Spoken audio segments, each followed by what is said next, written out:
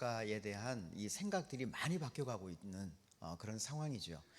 특히 한국 교회도 가는 교회마다 보니까 다음 세대에 대한 이슈가 가장 큰 주제가 되어 있더라고요. 그래서 하나님이 우리에게 1세대에게 주신 이 영적인 유업이 다음 세대에게 흘러가게 하는 이것이 좀 풀어지고 좀 열리는 일들이 일어나기를 좀 기대하는 마음이 있습니다. 그래서 다음 세대들을 조금 더 우리가 이해를 하려면 지금의 이 세대들 안에 가지고 있는 하나님에 대한 생각이 열리는 일이 필요하죠. 그래서 하나님을 만나는 사건이 굉장히 중요한데 전 시간에 제가 나누었던 것처럼 지금의 이 세대들에게는 주입하거나 강요하거나 이것으로 아이들이 한 번은 해요. 한 번은 보니까 그래도 착해요, 애들이. 그런데 그것이 반복되어지면 그 다음에는 딱 담을 쌓아버립니다. 그리고 거기를 떠나버려요. 그렇기 때문에 이 교회에게 한 번, 두 번 정도의 기회는 있다고 생각합니다. 아이들이 한 번쯤은 오거든요.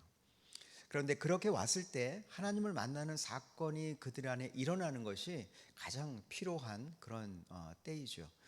저희 예수단에 지금 하와이에 본부가 열방대학 본부가 있습니다. 저는 이제 제주도 열방대학에서 사역을 했었고, 그런데 지난 한 7, 8년 정도, 10년 가까이 정도에는 미국의 많은 백인들이나 이러한 미국의 이 청년들이 열방대학에서 사라졌었어요. 거의 이 청년들이 오지를 않고 그런 때가 있었습니다.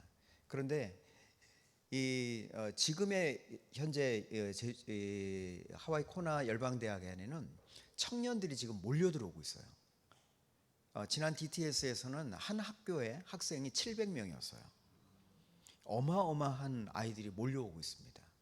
그러니까 지금의 그 에즈베리에 일어나고 있는 이 어떤 기도는 하나의 그냥 결과라고 저는 봐요.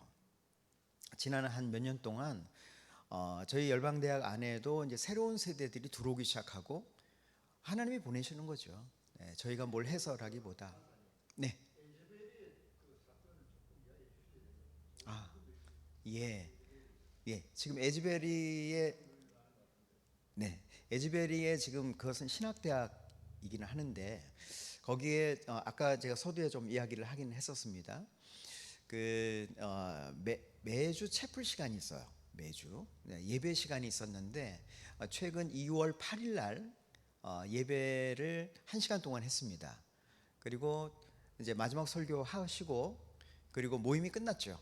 예배 모임이 끝났는데 그래서 설교자도 돌아가고 또 거기에 예배 참여했던 사람들도 이제 각자의 자리로 돌아가고 그랬는데 거기에 남은 20명 정도의 학생이 그대로 남아 있었어요. 그리고 계속 예배하고 계속 찬양하고 기도하면서 바로 그때 하나님의 성령이 그들 안에 임하기 시작하면서 이 예배가 계속 지속되어지기 시작한 거예요. 그러면서 이 예배가 이제 끝나지가 않은 거죠. 그리고 이제 집으로 돌아가거나 자기 수업을 하러 갔던 이 아이들이 다시 채플실로 돌아와서 함께 이 모임에 참여하기 시작한 겁니다. 그리고 이제 교수들도 강의를 하다가 또 여기에 이제 채플실에 계속 예배가 있다고 하니까 돌아오고 이러면서 이 예배 시간이 오늘 지금 28일인데 20일이 됐는데도 계속해서 지금 진행되어지고 있는 거예요. 예배가 끊이질 않는 겁니다. 그 대학교 학생들뿐만 아니라 그 주변의 어떤 지역들, 마을들 그런 곳에서 찾아오기 시작하고 심지어는 비행기 타고 사람들이 오기 시작해요. 그리고 그 채플실에 들어가려고 한 2km, 3km 정도를 줄을 서 있습니다. 사람들이 나오면 들어가려고. 들어가질 못하니까 밖에 운동장에 거기에 이제 공원처럼 되어져 있는 그 앞에서 사람들이 아예 거기서 무릎 꿇고 기도하고 거기서 예배를 하고 있어요. 그것이 지금 지난 20일 동안 지속되어지는 현상인 거죠. 그런데 이 에즈베리 대학이 이제 켄터키인데 사실 시골입니다. 근데 그 주변에 또 다른 대학에서 예배가 시작됐어요. 그리고 최근에 제가 듣기로는 이제 LA에서도 시작이 됐고 텍사스 주에서도 시작이 됐다고 이야기를 들었습니다. 그래서 미국의 일단 하여튼 대학들, 젊은 세대들 20살 전후에 있는 대학생 아이들에게 하나님의 성령이 부으신 거예요. 사실 요때 세대들의 아이들이요, 1시간 예배도 힘들어하는 아이들이에요. 그리고 예배 시간에 다 이 폰 보고 핸드폰 보고 있고 예배에 집중하지 않거든요, 대부분 아이들이. 그런데 그 아이들이 지금 그렇게 예배하고 있고 찬양하고 그 유튜브에 계속 지금 방송되고 있습니다. 유튜브를 보시면. 근데 이제 조금 조심해서 보여야 되는 건, 어떤 분들은 이제 그걸 이용해서 또 이용하시는 분이 또 계세요. 예.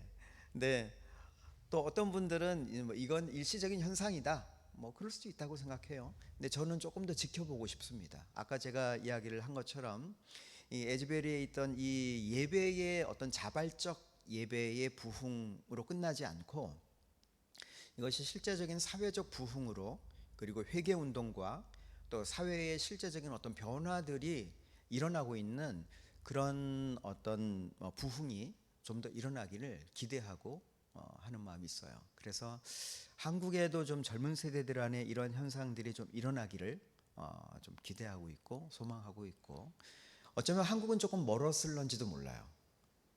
왜냐하면 미국은 이미 1960년대부터 이 포스트 모더니즘이 시작되어졌고, 지금의 한 7, 80세 되신 분들이 젊을 때의 포스트 모더니즘 인본주의를 겪으신 분들이거든요. 근데 지금 한국은 포스트 모더니즘이 한 30년 정도밖에 되지 않습니다. 그러니까 아무래도 한국은 조금 더 시간이 지나야 되지 않을까 생각은 하는데 모르죠.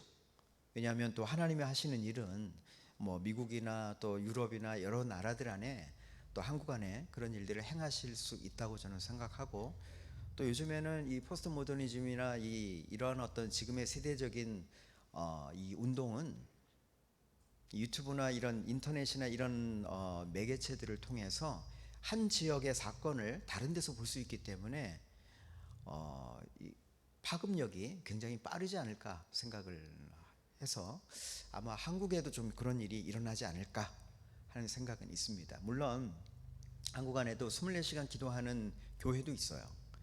근데 그런 어떤 만들어진 예배가 아니라 자발적 예배를 제가 말씀드리는 겁니다.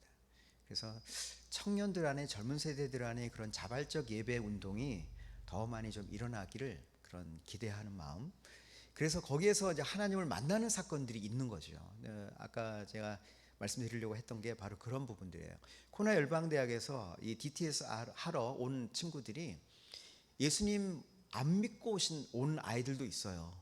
그러니까 친구 따라서 그냥 온 겁니다. 열방대학에, 코나에.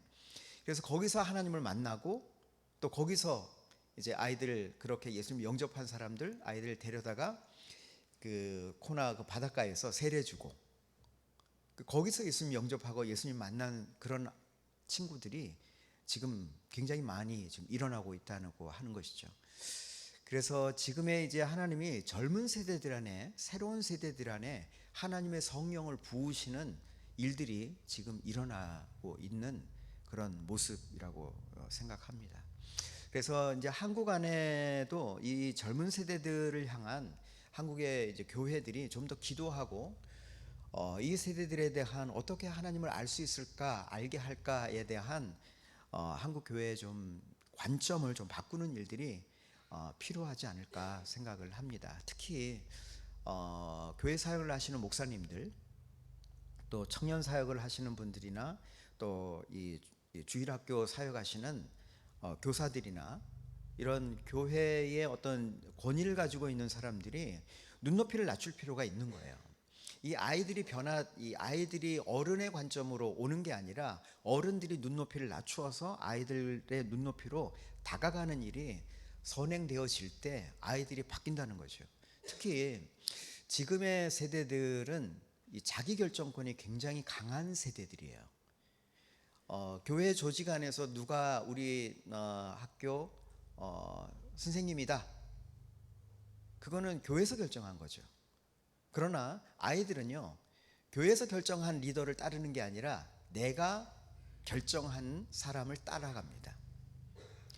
그러니까 좋은 사람을 따라가는 게 아니라 좋아하는 사람을 따라가요. 지금의 세대가 그렇습니다. 내가 원하는 사람을 따라가요. 그러니까 지금의 이 연예인들이나 이런 사람들을 봐도요, 누가 유명한 사람을 따라가는 게 아니에요. 내가 좋다고 생각하는 사람을 따라가는 것이죠. 지금의 세대들의 어떤 생각들입니다. 그렇다면 정말 참된 것을 그들이 참된 것으로 보기 시작하면 정말 올바로 변화될 수 있지 않을까 하는 마음이 있습니다. 그래서 지금의 이제 다음 세대, 또 이제 세 번째 세대가 이제 일어나고 있어요. 이 세 번째 세대는요, 조금 더 독특합니다. 1세대들은 상하 권위 관계에 어떤 학습되어진 세대라면 2세대는 수평적 관계의 세대에 익숙한 세대들이에요. 그래서 지금 포스트 모더니즘 세대들에게는 평등주의가 가지고 있는 생각들이죠. 어떤 것이 안 나오나요? 아, 그래요? 왜 안 나오죠?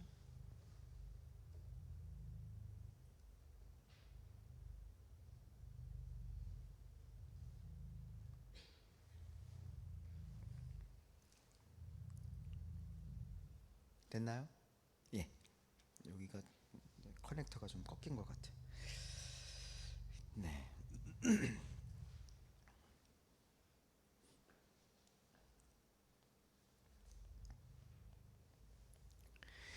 1세대들의 어떤 세상 가운데 나타나는 현상들은 권위주의적인 세대라면요.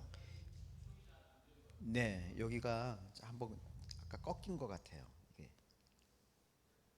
조금 이렇게 하겠습니다.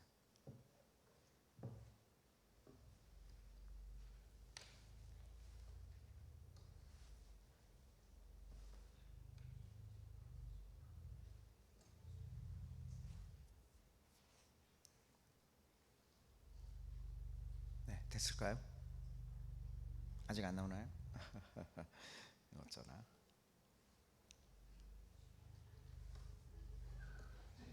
안 돼요? 되는 거예요?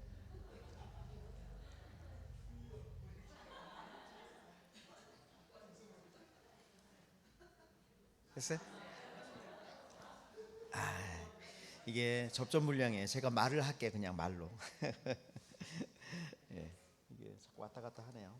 아까 꺾인 것 같아.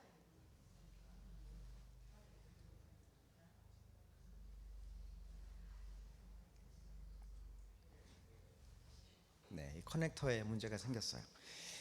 자, 그냥 제가 말로 할게요. 네. 그래서 1세대들은 그런 상하 권위주의에 익숙한 세대죠. 그러니까 어른이 시키면 하잖아요. 그런데 지금의 세대들은요, 수평주의예요. 평등주의입니다. 그래서 동등하게 생각하죠. 나이의 많고 적음이 중요하지 않아요. 얼마나 많이 했는가, 어떤 그 사람이 경험이 있는가, 이거 중요하지 않아요.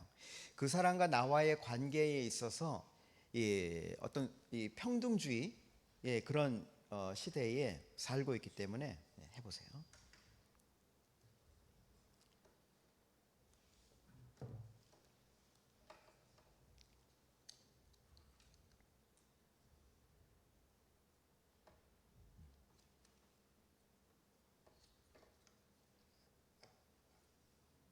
네, 나오네요.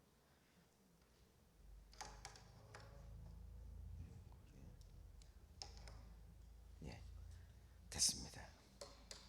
감사합니다. 예, 됐네요. 지금의 이제 새로운 세대, 이제 오는 세대, 3세대라고 할 수 있는 이 세대들은 복합적이에요. 그래서 상하 관계도 중요하지만 수평 관계도 중요한 거죠. 이 두 개가 겹쳐 있는 세대들입니다. 그러다 보니까 지금의 이제 한국은 아직까지는 그렇지 않지만 미국의 현상들을 보면요, 미국은 평등주의에서 이제 조금 더 다른 어떤 양상들이 나타나죠. 특히 여러 단어로 지금 설명을 하고 있지만 백인 우월주의, 그러니까 흑인들에 대해서 그들이 함부로 하거나 업신여기거나 무시하는 것이 나쁘다고 생각하지 않는 거예요. 왜냐하면 원래 우월하다 이렇게 생각하는 거예요. 그러니까 조롱과 비난과 비하 이렇게 하는 것이 너무나 당연한 것처럼 여기는 세대들이 생겨나는 겁니다. 이제 이 수평주의를 평등주의를 깨는 거예요. 평등주의가 깨지면서 또 평등주의 지금의 미국의 이 대통령을 보면 트럼프가 대통령이 됐다가 지금 바이든이 대통령이 돼 있죠. 그러니까 평등주의와 권위주의가 계속 엎치락 뒤치락을 하고 있는 겁니다. 그러다 보니까 미국 사회 안에도 어떤 이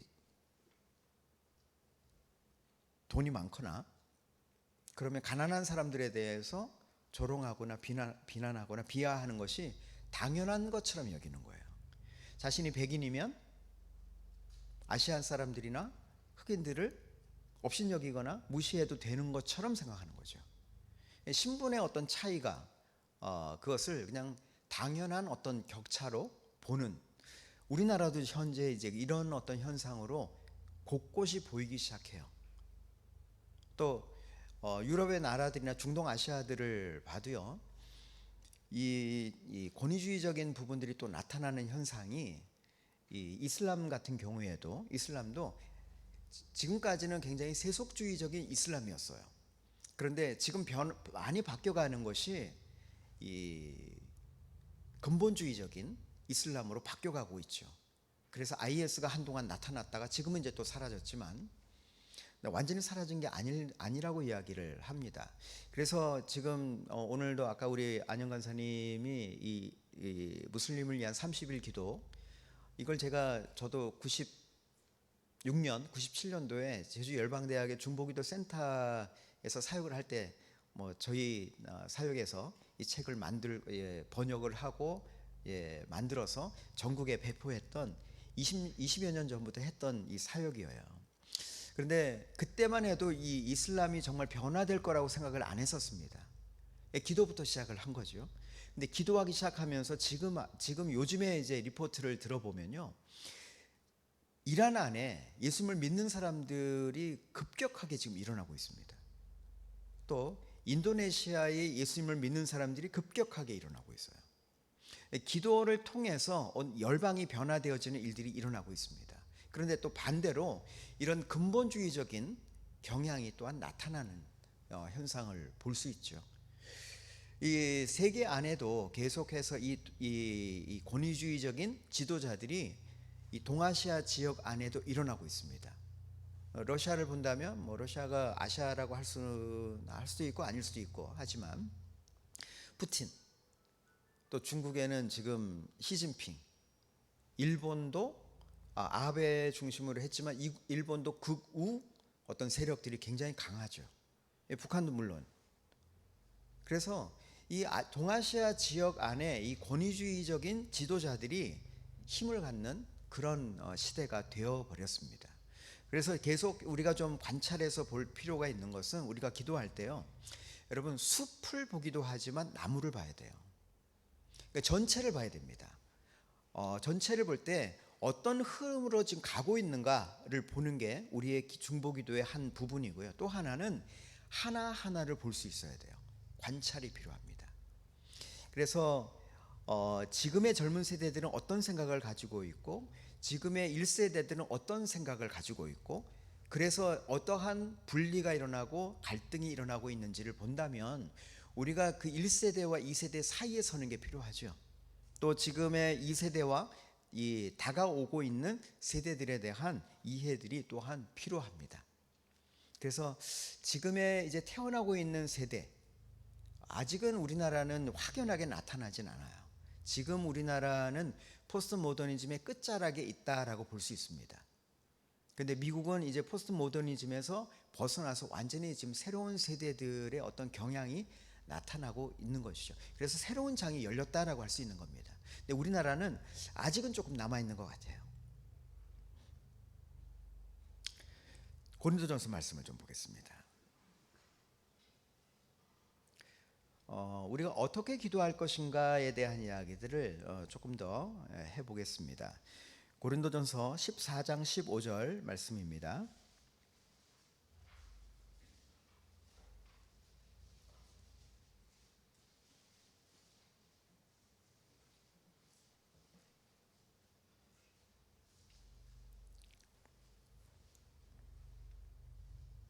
네, 14장 15절 우리 같이 한번 읽어보죠. 시작.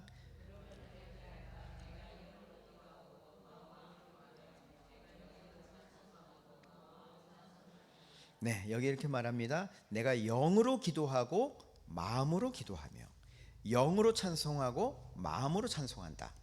그러니까 기도할 때, 찬송할 때 두 가지 방법을 말하고 있어요. 하나는 영으로, 또 하나는 마음으로.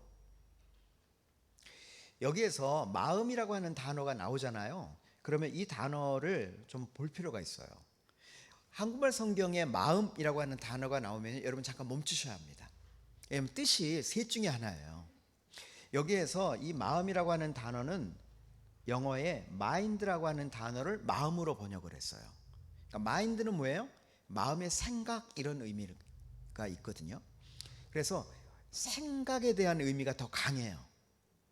근데 성경에 또 heart, 이거 보통 우리가 뭐 사진 찍을 때 이렇게 하잖아요. 손가락 하트. 예, 하트라고 할 때도 마음으로 번역을 했어요. 또 성경에 보면 양심이라고 하는 단어가 나와요. conscience. 양심이라고 하는 단어도 한국말 성경에 마음으로 번역을 했어요. 그러니까 한국말 성경만 보면요, 이게 무슨 뜻인지 모를 수 있다는 거죠. 근데 여기에 고린도전서 말씀해 보면 영으로 기도하고 마음으로 기도하고, 이 뜻은 뭐냐면 영으로 기도하고 떠오르는 생각으로 기도하고, 이런 뜻이에요. NIV 성경에서는 마음이라고 하는 mind라고 하는 단어를 쓰고 있는데 킹 제임스 버전 영어 성경에 보면 거기에는 understanding이라고 하는 단어를 써요. 그러니까 내가 영으로 기도하고 이해함을 가지고 기도하고, 어떤 뜻인가? 실제적인 우리의 기도의 어떤 시간들을 보면 우리가 이제 방언으로 기도하시는 분들 계실 겁니다. 영으로 기도하죠. 방언으로 기도하다가 보면, 물론 우리 한국말로 기도해도 영으로 기도하는 겁니다. 기도하다 보면 떠오르는 생각이 있다는 거예요. 하나님이 주시는 어떤 생각, 이 생각이 하나님의 인도하심인지 아닌지를 우리가 물론 분별하는 게 필요하겠지만, 하나님이 우리에게 주신 생각이라면 그 생각을 우리의 기도로 바꾸는 거예요. 우리의 언어로.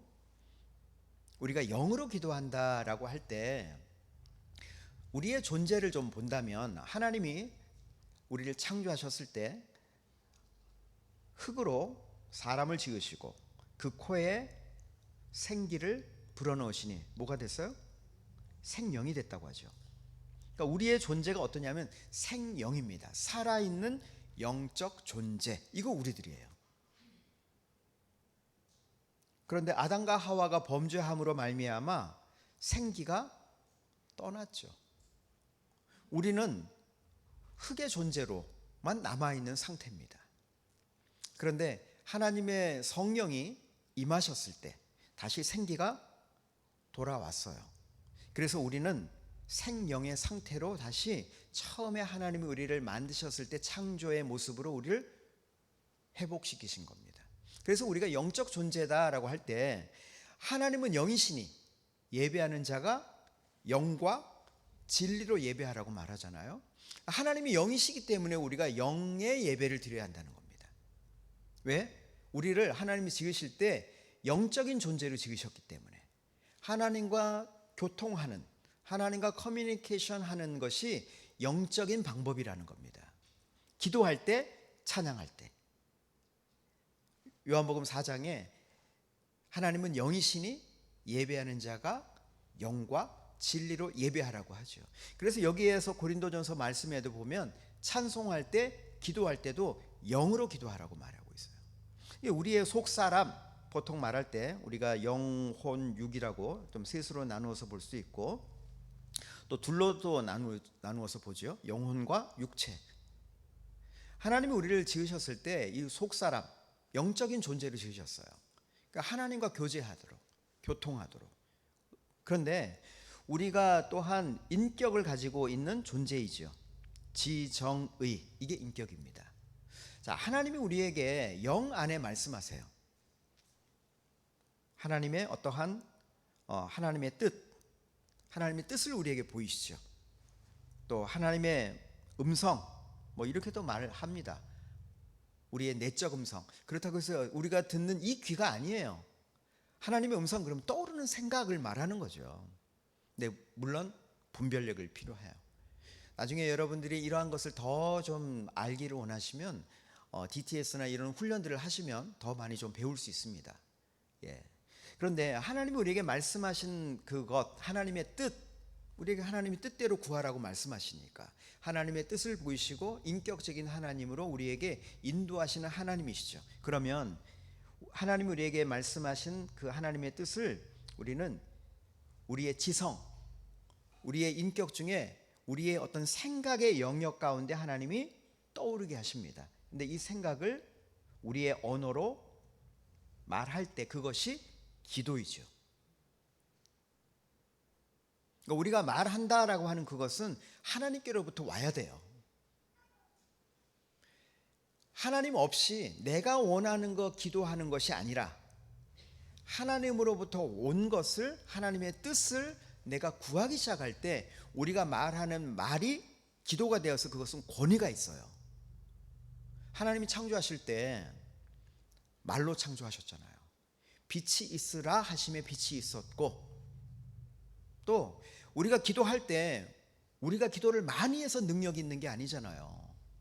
뭐 계룡산에서 10년, 뭐 지리산에서 10년 이래서 돛 닦아갖고 뭐 능력이 생기고 이런 거 아니잖아요. 우리의 말에 권위가 있는 것은 예수 그리스도의 이름 때문에 권위가 있는 겁니다. 그리고 하나님의 성령의 능력 때문에 권위가 있는 거죠.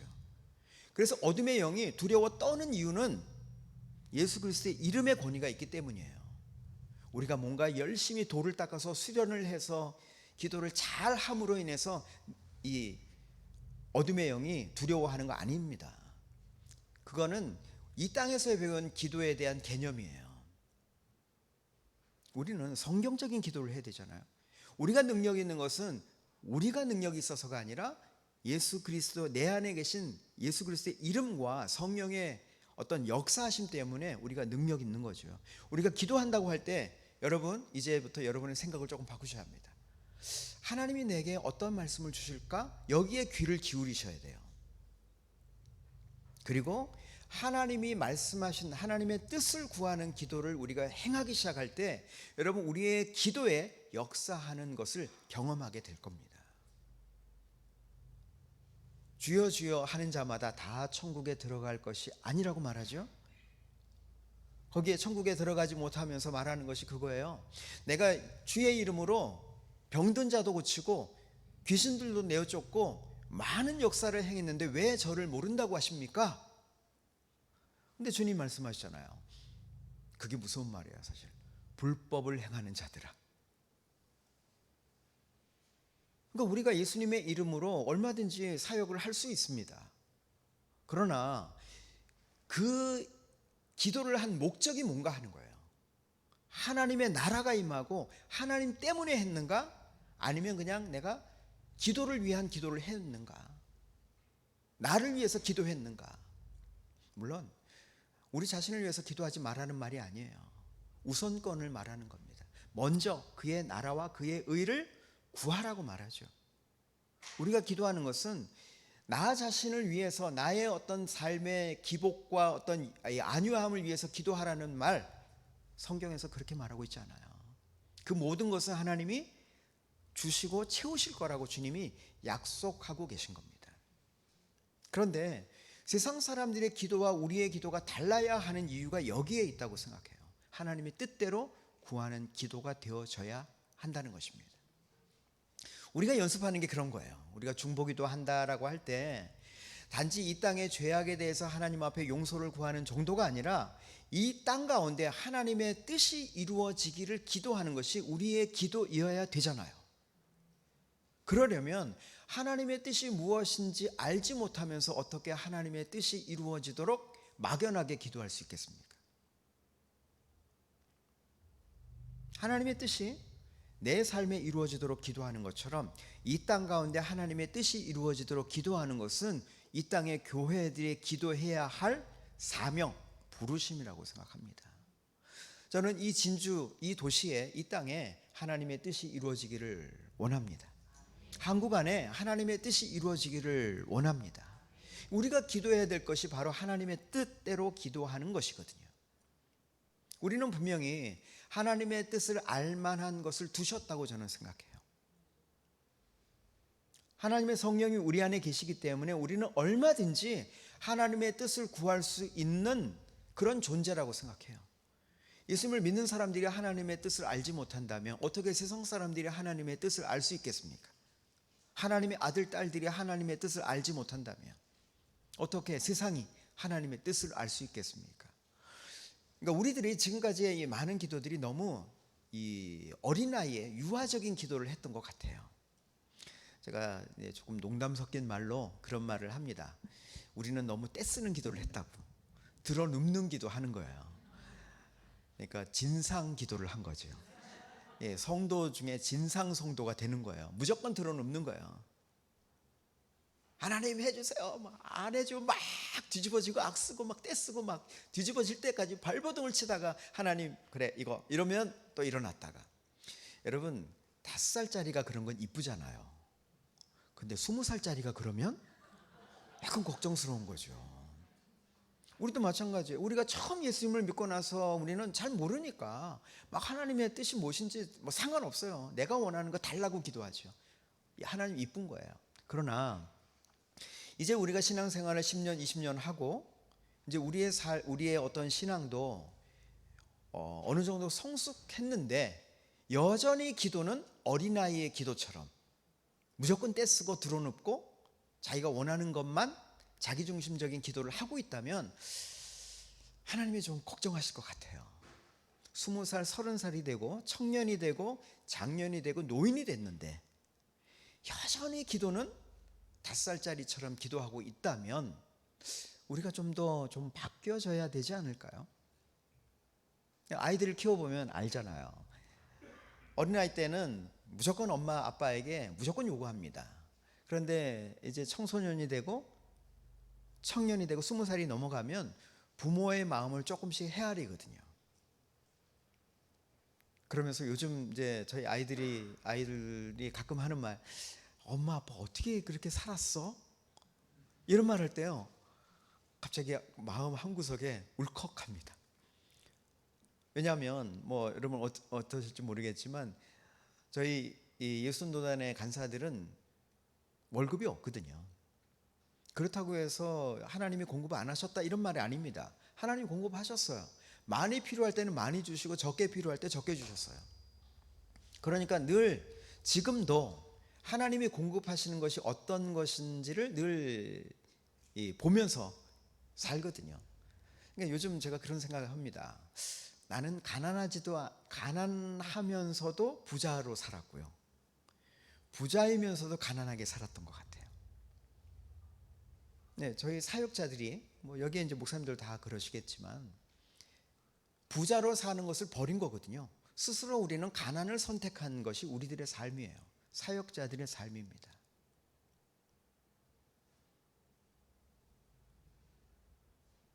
가난한 것이 하나님의 뜻이 아니라 우리는 스스로 가난한 삶을 선택한 것이거든요. 그렇다고 해서 가난하지 않았어요. 하나님의 부요함을 늘 경험하는 것이 저희들의 삶이었거든요. 그런데 이 우리들의 어떤 생각 속에 이 생각이 그래서 가장 큰 영적 전쟁터예요. 생각에서 이기시는 여러분 되시기를 바랍니다. 사단이 어떻게 공격하는가 잘 보세요. 성경에서 보니까요, 예수님을 팔려는 생각을 집어넣었다고 이야기해요. 가룟 유다가 그 사단이 준 생각을 받아들임으로 말미암아 그것을 행동으로 옮긴 것이거든요. 여러분, 생각은 죄가 아닙니다. 어떤 생각이 떠오르는 것은 죄가 아니에요. 그러나 그 생각을 받아들여서 그것을 행동으로 옮기게 되면 그것은 죄로 발전할 수 있게 되죠. 그래서 첫 번째 우리가 이 생각은 하나의 필터와 같아요. 걸러져야 합니다. 생각이 견고해져야 돼요. 자, 또 하나 말씀을 여기에 관련된 말씀을 또 하나 좀 보겠습니다. 고린도후서 10장 말씀을 잠깐 좀 보지요. 고린도후서 10장 3절에서부터 6절.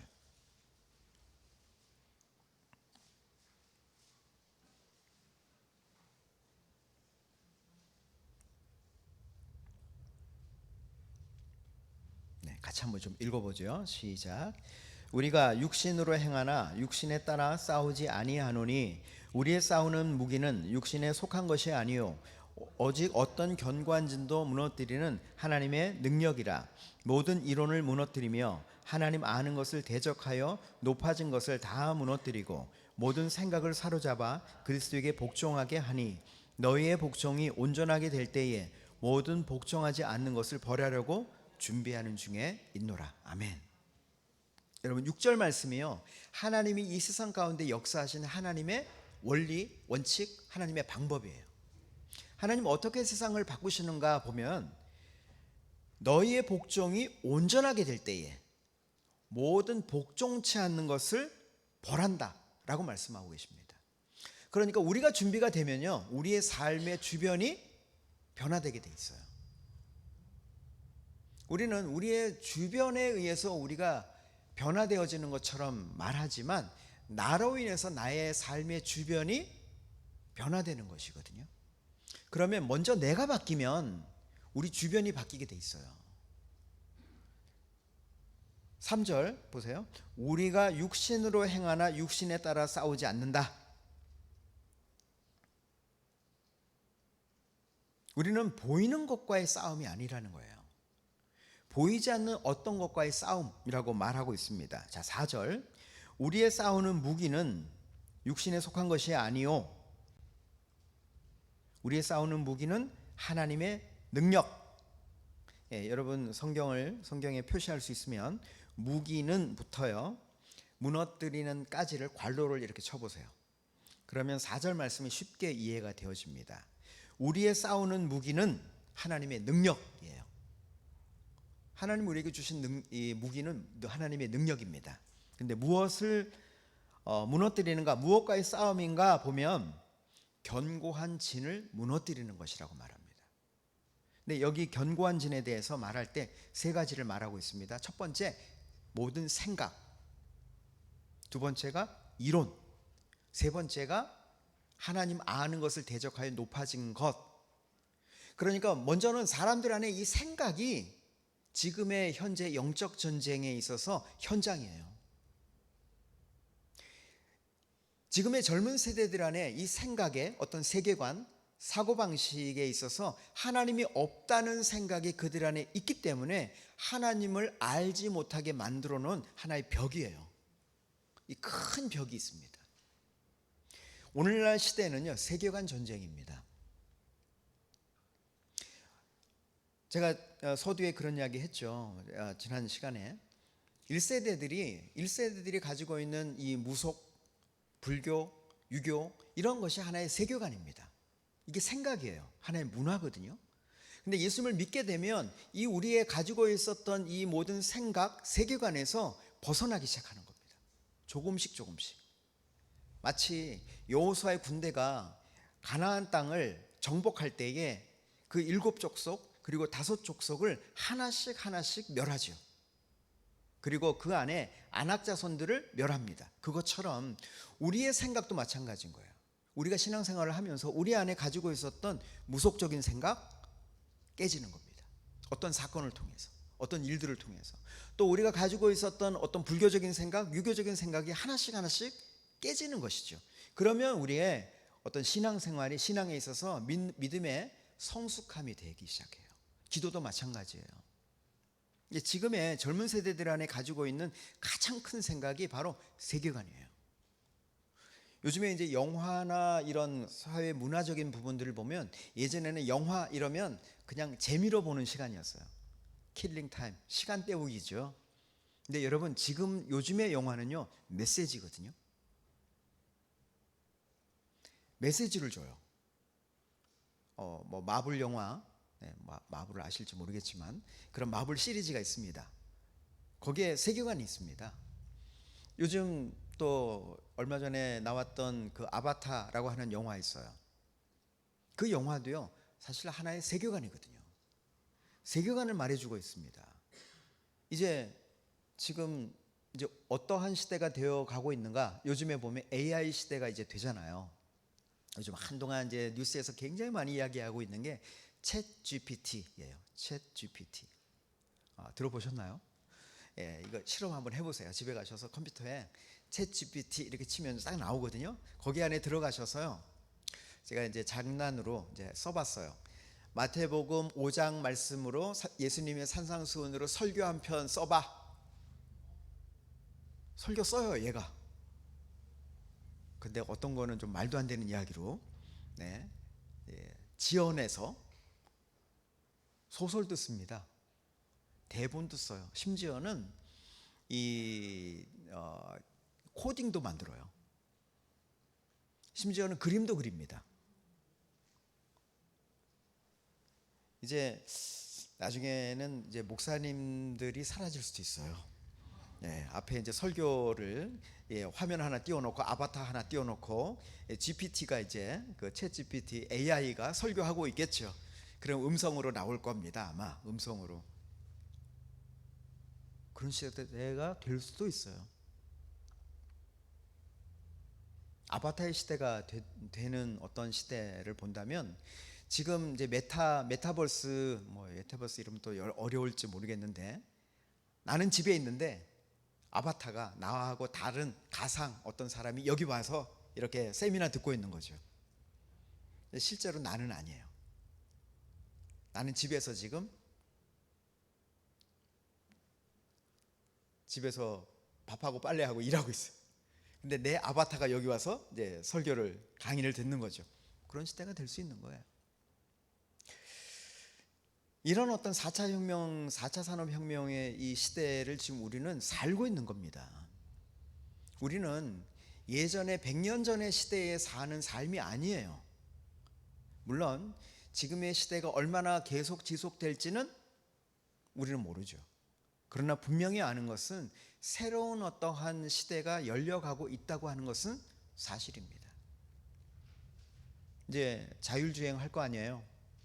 지금 요즘은 이제 반자율주행, 운전하실 요즘 이제 나온 차들은 반자율주행이 돼요. 그래서 앞차하고 뒤차하고 따라가면서 스마트 크루즈 눌러놓으면요 자동적으로 알아서 거리 조정해요. 앞차가 서면 나도 서요. 앞차가 가면 나도 갑니다. 따라서 브레이크를 밟거나 엑셀레터를 밟지 않아도 차가 그냥 알아서 가요. 물론 어떤 때는 말도 안 되는 상황이 되기도 합니다. 조심해야죠. 그런 어떤 시대의 어떤 변화들이 지금 이제 이 세대들 안에 일어나고 있는 겁니다. 그래서 이 지금 생각이라고 하는 부분이요, 지금 큰 영적인 싸움의 현장입니다. 생각은 그래서 건강한 생각을 갖는 것, 진리의 생각을 갖는 것, 이것이 지금 오늘날의 시대의 싸움이에요.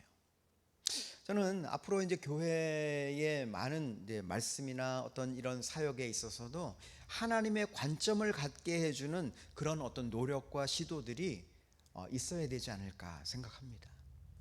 우리의 생각을 어떻게 변화시킬 건가? 로마서 12장 말씀에 보면 너희는 이 세대를 본받지 말고 오직 마음을 새롭게 함으로 변화를 받아. 오직 마음을 이라고 하는 단어가 나오죠. 거기서 그 마음도 하트가 아니라 마인드예요. 생각이 바뀌어야 삶이 바뀝니다. 아무리 교회를 오래 다녀도요, 죄송하지만 생각이 안 바뀌잖아요. 삶이 안 바뀌어요. 생각이 바뀌어야 됩니다. 생각이 하나님의 말씀으로 성경적인 생각으로 바뀌어야 합니다. 본질은 바뀌면 안 되죠. 그러나 이 시대에 보는 하나님의 관점으로 이 시대를 볼 수 있는 눈이 필요합니다. 또 하나, 우리가 기도한다고 할 때 우리의 감정에 역사하죠. 하나님 우리에게 말씀하실 때 우리의 감정 안에 역사하십니다. 그래서 때로는 우리가 울죠. 눈물을 흘립니다. 예레미야 선지자는 눈물의 선지자라고 말하죠. 그래서 그 눈물은, 중보기도자의 그 눈물은 하나님의 눈물이에요. 내가 슬퍼서 흘리는 눈물이 아니라 하나님의 눈물입니다. 그것이 우리의 어떤 감정과 결합되어져서 우리가 말할 때 우리의 태도로 나타나고 우리의 어떠한 역동적인 기도의 에너지로 나타날 수 있습니다. 비건한 예로 그런 거죠. 제가 열방을 위해서 기도합시다 이러면요, 사람들 목소리가 이 정도 돼요. 여러분의 아들, 딸, 자녀들을 위해서 기도합시다 그러면요, 사람들이 목소리가 훨씬 커요. 왜요? 사랑하니까. 이렇게 정의할 수 있습니다. 기도는 사랑이에요. 사랑하는 것을 기도하게 돼 있어요. 내가 사랑하는 것을 우리는 기도합니다. 애착심을 갖거든요. 그런데 조금 생각을 바꿔서요, 하나님이 사랑하는 것을 내가 사랑하기로 결정하는 거예요. 그러면 이렇게 말할 수 있죠. 하나님이 이 진주시를, 이 도시를 사랑하십니까? 아멘이죠. 그러면 나도 사랑하기로 결정하는 거예요. 그리고 이 도시를 사랑하기 때문에 기도하지 않을 수 없을 겁니다. 기도하지 않는 이유는요, 사랑하지 않기 때문이에요. 내가 사랑하면 기도하게 돼 있거든요. 망가지는 거 싫어해요. 여러분, 자기 자녀들이 망가지는 거 누가 원하겠습니까? 이유는 내 아이들을 사랑하니까. 망가지는 거 원치 않죠. 이 땅이 망가지는 것 하나님 원치 않으세요. 그러면 이 땅의 교회가 이 땅을 사랑함으로 이 땅을 변화시켜야 할 책임이 있다고 봅니다. 여러분, 우리가 사랑하면 권위가 생겨요. 또한 자녀들을 양육해 보셨잖아요. 아이들이 초등학교 한 10살쯤 될 때까지는 그냥 아이들이 엄마 아빠 말 잘 따라 합니다. 그런데 이제 청소년기가 되잖아요. 그러면 늘 이제 퀘스천이 붙어요. 싫어, 안 해, 못 해. 기본적인 말이죠. 문 쾅 닫고, 싫어, 안 해. 이런 이제 말들이 막 이제 됩니다. 근데 요 때가 뭐냐면요, 부모의 사랑을 확인하고 있는 기간이거든요. 그러면 부모들이 그래요. 내가 너를 낳아주고 밥하고 빨래하고 너를 키워줬는데, 그러면 애들은 뭐라 그래요? 당연하지. 그런데 아이들이요, 이제 청소년기를 지나고 청년이 되고 어른이 되면 부모의 마음을 헤아리기 시작해요. 그러면 부모들을 존경하기 시작해요. 여러분, 사랑하면요, 권위가 생겨요. 교회 목사님들이 교회 성도들을 사랑하기 때문에 권위가 있는 거거든요. 내가 이 교회의 목회자야, 리더야, 그래서 권위가 있는 게 아닙니다. 물론 하나님이 세우셔서 권위가 있죠. 그런데 그 권위 아래에 있는 사람들이 언제 인정하는가? 그 권위를, 그 권위자가 나를 사랑하고 있다는 것을 확인할 때, 여러분, 권위 아래에 있는 사람들이요, 인정합니다. 여기에 아마 또 우리 성도님들 중에는 구역, 셀의 리더일 수 있습니다. 근데 내가 맡은 셀이 있어요. 내가 맡은 구역, 어떤 목장, 목이가 있겠죠. 언제 권위가 있냐면요, 이들을 사랑할 때. 그리고 이 권위 아래에 있는 사람들이 언제 권위를 인정하는가? 권위자가 나를 사랑하고 있다는 것을 확인했을 때. 여러분, 이것이 부모와 자녀 간의 관계에 있어서 권위와 이 동일한 이 교회 공동체 안에도 있습니다. 심지어는 직장 안에도 그래요. 이 사회도 그렇습니다. 국가의 권위자도 마찬가지예요. 여러분, 국가의 권위자는 국민들을 사랑할 책임이 있어요. 보호할 책임이죠. 그런데 보호보다도 사랑할 책임이 있어요. 그런데 만약에 지금 뭐 중동이나 이런 나라들을 가끔 보면, 지난번에도 보니까 자기 국민들을 향해서 총을 쏘고 국민들을 향해서 그렇게 폭력을 행사한다면 국가의 어떤 권위의 권력이 무너질 수밖에 없는 거예요. 왜냐하면 국민들은 더 이상 인정하지 않습니다. 우리가 기도한다라고 할 때 그 권위가 올바른 권위가 세워지도록 기도할 필요가 있어요. 그 권위에 가장 중요한 하나님의 성품이 뭐냐면 하나님의 사랑이에요. 사랑은 기도의 능력이고 기도의 힘이고 기도의 권위예요. 사랑하면 기도하게 돼 있어요. 그러니까 여러분 기도하실 때 이렇게 기도하십시오. 하나님, 하나님의 마음을 나의 마음에 부어 주십시오. 그러니까 여러분 이 진주시를 위해서 기도한다라고 할 때 기도하기를 원하신다면 그렇게 기도하세요. 하나님, 이 도시를 사랑하는 하나님의 사랑을 내 마음에 부어 주십시오. 또 여러분 자녀들을 위해서 기도하잖아요. 그러면 내가 내 아이를 사랑하는 것이 아니라, 그 감정이 아니라 하나님이 내 아이를 사랑하는 하나님의 마음을 내 마음 가운데 부어주시도록 기도하세요. 그러면 하나님의 눈으로 보게 되는 거죠. 교회도 마찬가지입니다. 이 교회를 향한 하나님의 마음을 내 마음에 부어달라고 기도하세요. 그래서 감정은 어떤 우리가 기도하는 데 있어서 좋은 에너지가 됩니다.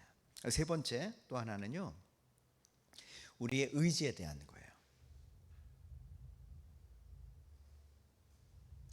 저를 한번 좀 따라해 주세요. 하나님의 뜻은 나의 가능성이고, 나의 가능성은 나의 의지 안에 있다. 네, 필기하시면 한번 써보세요. 다 잊어버리셨죠? 자, 하나님의 뜻은 나의 가능성이에요.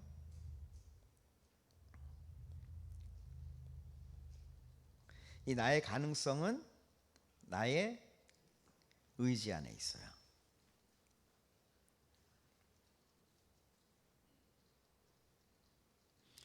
제가 요 이야기까지 하고 조금 쉴게요.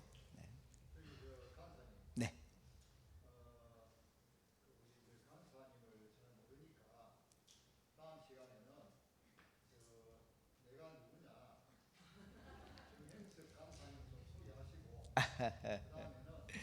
네. 아, 네. 이따가 조금 쉬는 시간 후에.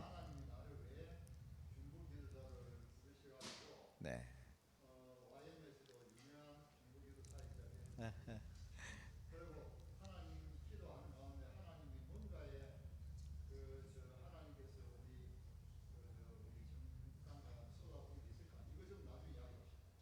네, 그렇게 하겠습니다.